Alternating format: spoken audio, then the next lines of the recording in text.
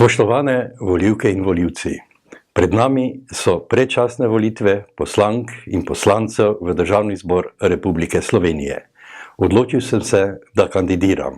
Ocenil sem, da so izkušnje, ki sem si jih pridobil kot župan, dovolj dobra popotnica, da bi lahko legitimno zastopal interese ljudi in področja, iz katerega izhajam. Kandidiram na listi Socialnih demokratov. Zato, ker verjamem v program, ki v ospredje postavlja človeka, ker verjamem v vrednote, kot so strpnost, svoboda, socialnost, pravičnost, enakost in sožitje z naravo.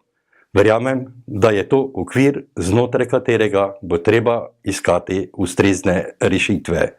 Ker verjamem v besede predsednika Socialnih demokratov, magistra Dejana Židana, ki pravi, da je troje, kar Slovenija v tem času najbolj potrebuje: delovna mesta in delovna mesta. Tako bomo ustvarili pogoje, da bo lahko vsak posameznik izkoristil svoje talente. Zato pa je potrebno učinkovito in javno dostopno zdravstvo, šolstvo in urejen sistem socialne skrbi. Za vse, brez izgovorov in brez izjem. Mislinjska dolina in Koroška sta se znašli v razvojnem krču. Menim, da Korošci vse premalo poudarjamo posebnosti, ki jih imamo tukaj na Koroškem. To je predvsem izjemno slaba infrastruktura, ki je nujen pogoj za hitrejši razvoj gospodarstva in turizma. Saga o tretji razvojni osi traja vse predolgo. Državne ceste so v katastrofalnem stanju. Za vzdrževanje gozdnih cest nimamo ustreznega sistemskega vira. Občine prispevajo vsako leto 1,3 milijona evrov iz občinskih proračunov, da lahko zagotavljamo dostopnost do doline in pa prevoz otrok, kar je naša zakonska obveznost. Prav gotovo je razvoj lesne predelovalne industrije ena ključnih priložnosti za Koroško. Tukaj je doma znanje. Tukaj so doma izkušnje, tukaj je doma bogata surovinska zaloga.